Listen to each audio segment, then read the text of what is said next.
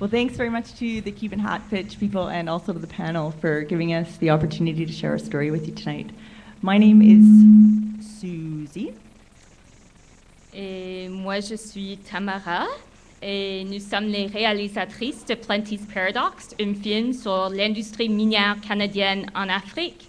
And this is Mr. McGeegay, and he is at his house in front of a mine, and he's holding up a picture of his son, Emmanuel. And Emmanuel was shot a year ago by police when he was foraging for flecks of gold at the mine, which is owned by Canadian corporation African Barrick Gold. And so, sorry to start the hat pitch on such a sad note, but it was Emmanuel's story that led us to spend 4 months in Africa. We went to Malawi, to Tanzania, and to Zambia to shoot Plenty's Paradox. So why a film on Canadian mining companies in Africa?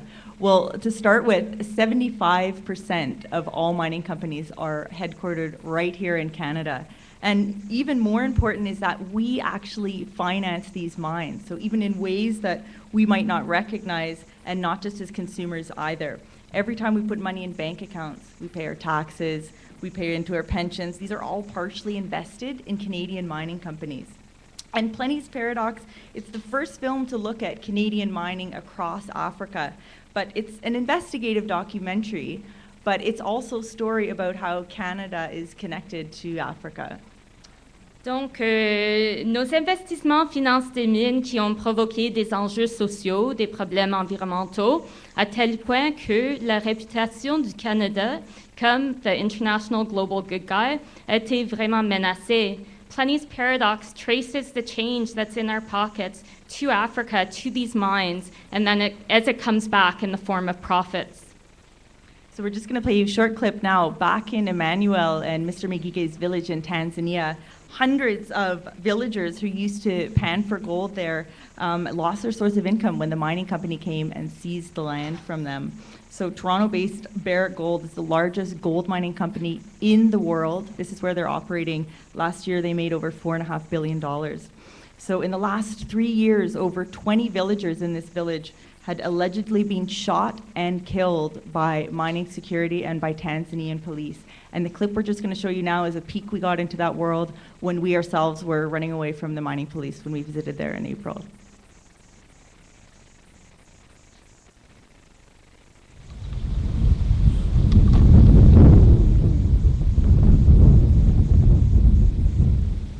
If you want to cover the issue of minerals, especially here in Nyamongo, truly, you'll be risking your life. Because I do believe that the government is not happy to see you, international journalists, coming here and cover the issue about the ongoing situation of mining sector. Those people are running away after the fightings between the policemen erupted.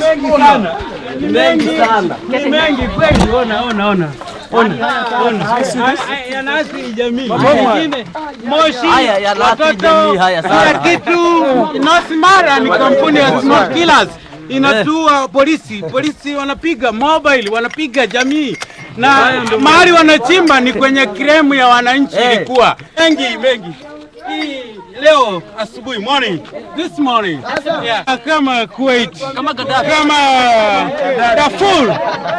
Ndio maana macho anafanya hivi. Mabomu ya machozi yameshaniumiza macho. Yanasababishwa, adui wenu mkubwa ni polisi ama Barrick? Ni polisi.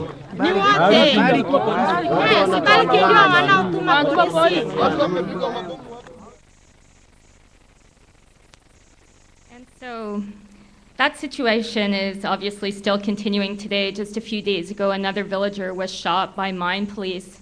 But we also show you a scene that we have from Zambia where we meet Philip.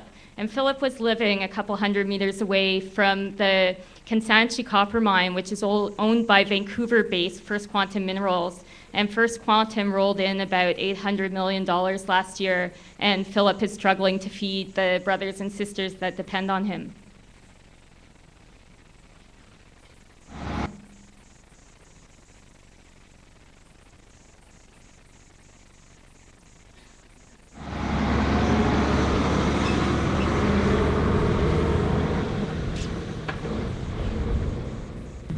Kansanshi mine is our mine, yes. For instance, I can say that it's our mine. But although it's our mine, we have not benefited anything. As like us local people, we were very even near to the mine, nothing. So I don't know what's going on to these people. But although they are saying, no, Zambian people are benefiting. But us, from Northwestern, the owner, we are not. And they are forgetting that we are not employed. So the reason that we need to tell you this story specifically, so people living here in Canada, is because you're playing a part in this too. And documentary filmmaking is often about casting a gaze elsewhere. And many of the pitches you'll see tonight, all of them will take you to another world. With Plenty's Paradox, we cast the gaze back on ourselves and we come back to Canada and we hear from people like Barrick Gold, like the Mining Association of Canada, Mining Watch, the author of Noir Canada, to close the circle. And using interviews and animations and action shots, we show why sometimes people in places with so much mineral wealth, like Africa, end up with so little, and why we in Canada profit so much. Donc, moi, je voulais réaliser ce film parce que j'ai passé 10 ans à travailler sur cet enjeu.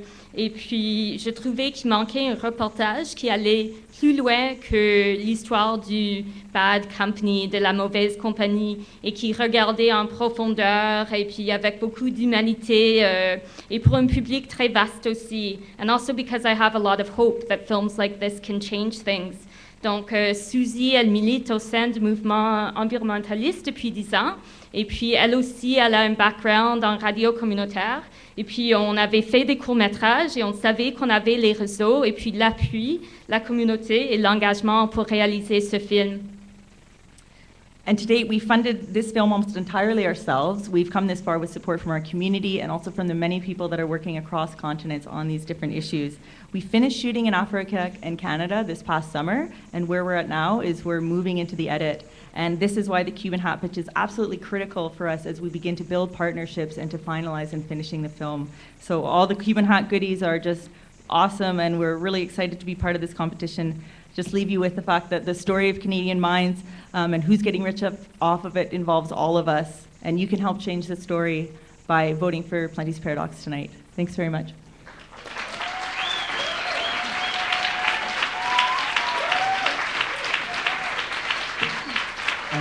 All right.